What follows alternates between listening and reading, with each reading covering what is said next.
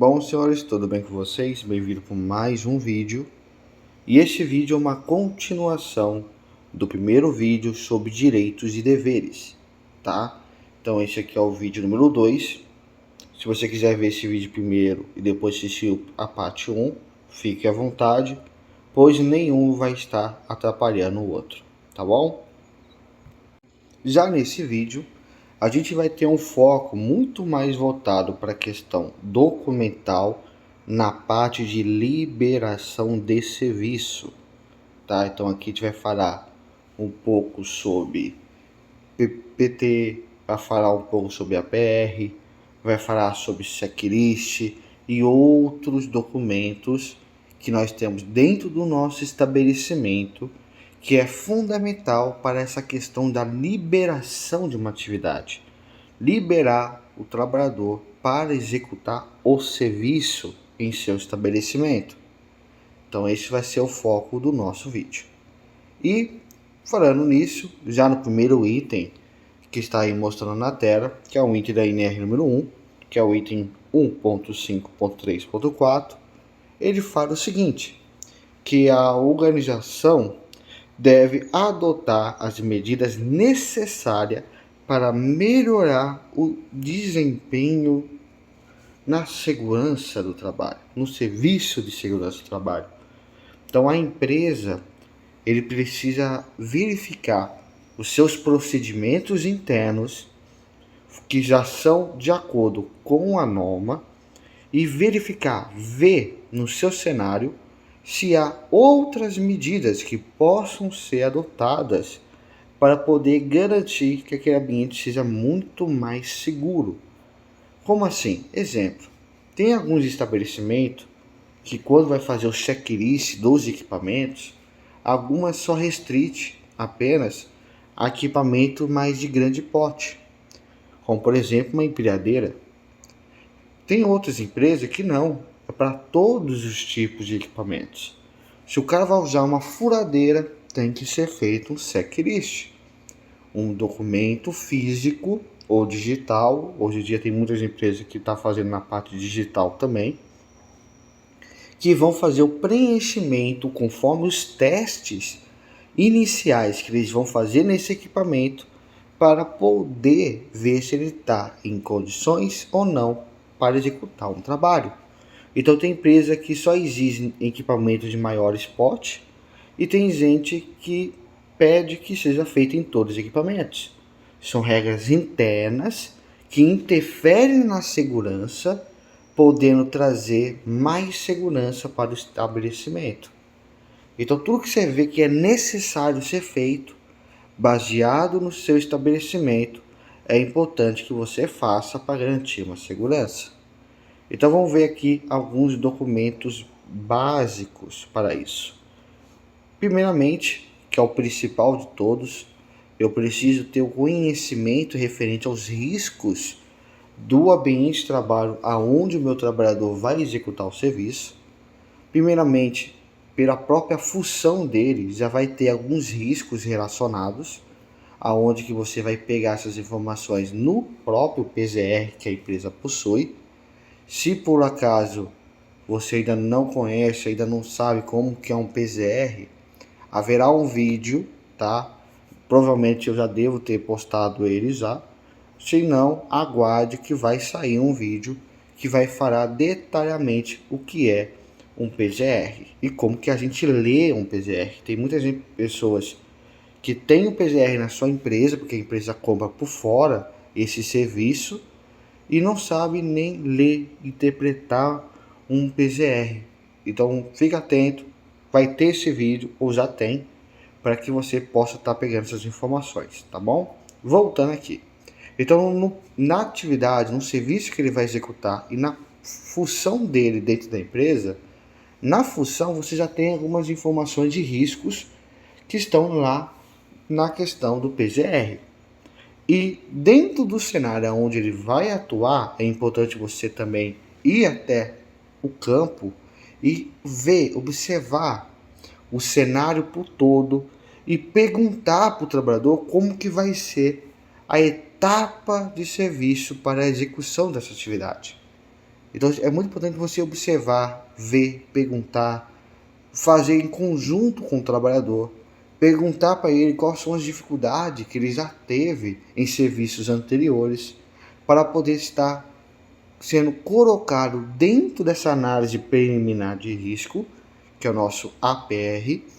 Dentro dessa APR, ele vai mostrar os riscos, os perigos, você vai estar constatando, digitalizando essas informações nesse documento, o que é o risco, o que é o perigo referente a uma parte da atividade e a medida de proteção, a medida preventiva que será adotado para minimizar e eliminar esse risco. Então eu tenho que olhar, exemplo, você olhou no cenário, viu que ele vai usar como ferramenta equipamentos de corte, eu tenho que ficar mais atento. Se ele for usar uma lixadeira, eu tenho que pensar na questão da luva, se a luva dele possui ou não uma resistência para corte, se ele vai utilizar um avental dentro daquele ambiente, uma proteção, uma viseira para que ele possa estar fazendo esse serviço de corte. Então você vai avaliar o cenário, vai ver esse risco e vai fazer um comparativo se aquele risco existe uma medida preventiva para eliminar ou minimizar os danos que ele pode vir causar. Então eu preciso ter essa verificação nesse cenário, na atividade, de como que vai ser executado, e eu vou descrevendo etapa por etapa para que eu possa mostrar que todos os riscos que aquela atividade possui foram encontrados e se todos eles têm uma medida de proteção para aquela situação, tá? Então, APR ele é a base em si de toda a documentação para uma liberação de um serviço.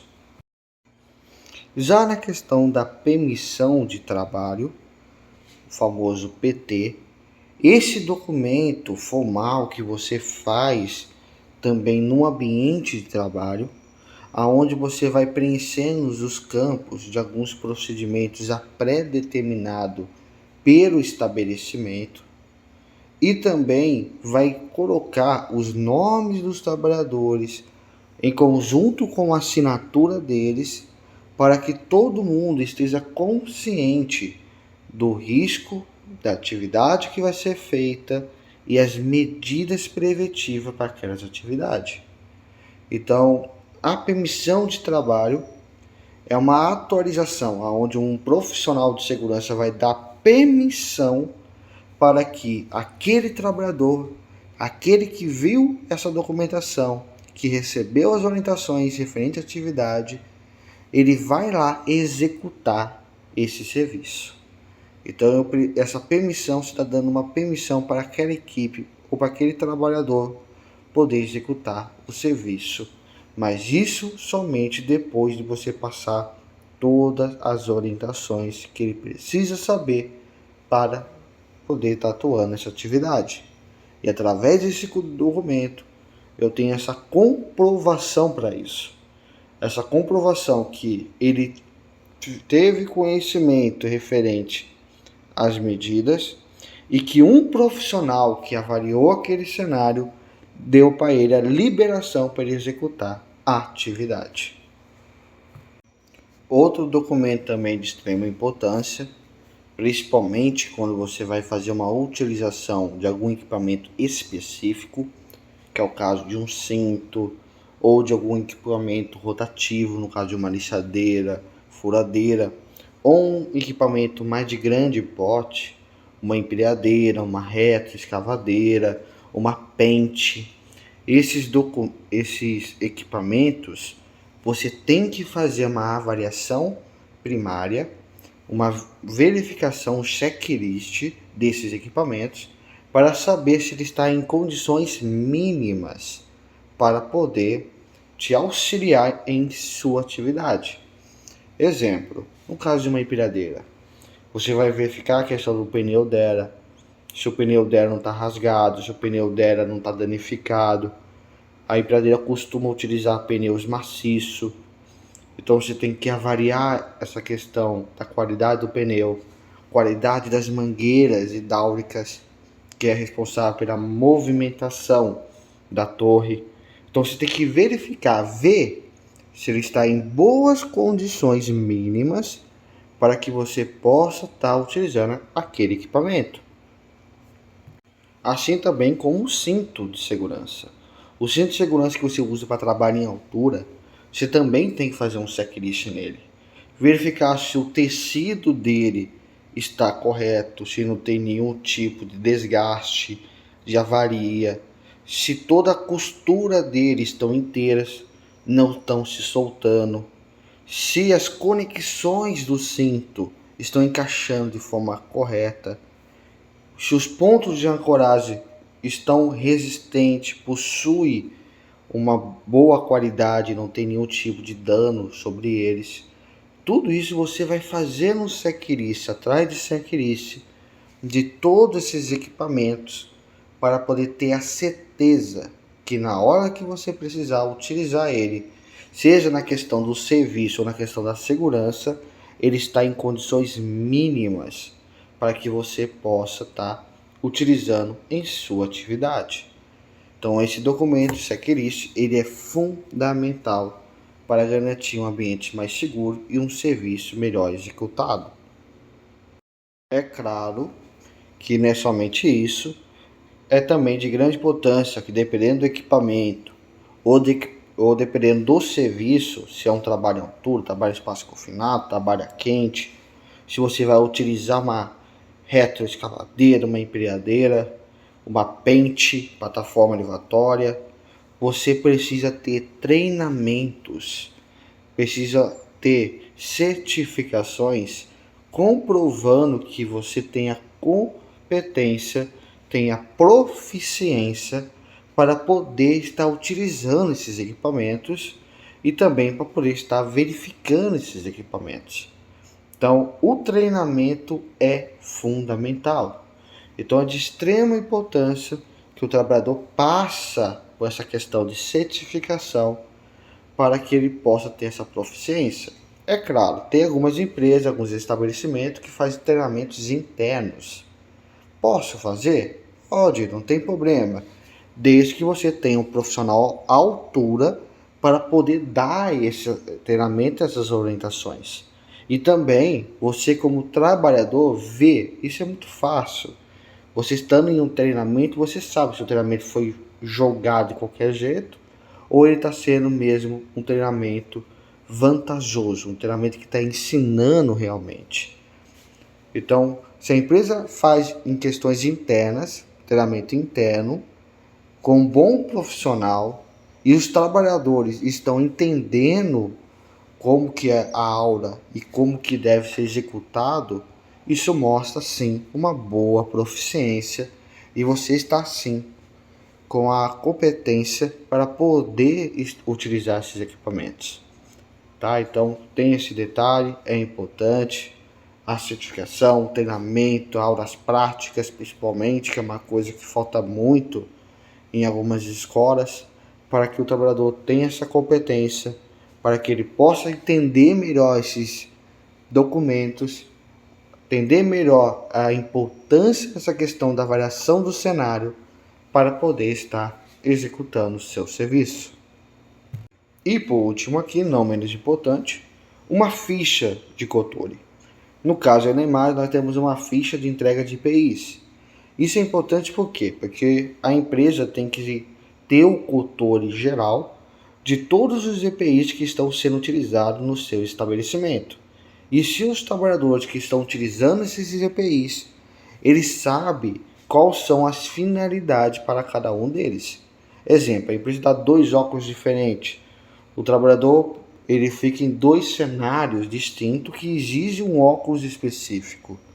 Então o trabalhador ele tem que receber os treinamentos, tem que receber as orientações para poder estar entrando nesses cenários diferentes e colocando o EPI mais correto para cada cenário. Então a ficha de EPI mostra que você entregou o documento, entregou o equipamento e mostra também que ele recebeu as orientações referente a onde que ele deve utilizar esses equipamentos. É assim também na questão também da entrega do equipamentos manuais, ferramentas manuais também. É importante ter esse cultor, essa ficha também de entrega, para mostrar que a empresa, antes de entregar qualquer ferramenta, qualquer equipamento para o trabalhador, ele passa na mão de um profissional que vai avaliar e vai entregar para o trabalhador, desde que ele tenha a competência para utilizar aquela ferramenta, aquele equipamento. Então a ficha é importante, esse cultor é fundamental para garantir um ambiente mais seguro e também para garantir que o andar da atividade dentro do estabelecimento possui um controle muito bom, um controle com uma boa proficiência para que a empresa possa andar sem ter problemas mais para frente. Assim eu vou estar encerrando aqui o vídeo. Agradeço a participação de todos e detalhe, mais para frente haverão mais vídeos mais específicos, principalmente em questões de preenchimento de APR, questões também de preenchimento de PT, ficha de entrega de EPI, checklist. Haverão vídeos mais específicos. Lembrando que esse vídeo é só uns conhecimento básico, meio por cima, bem resumido. Porém, haverá vídeos melhores, mais compridos e com mais detalhes para cada situação específica, ok? Então se inscreva no canal, fiquem atentos que esses vídeos serão lançados em breve.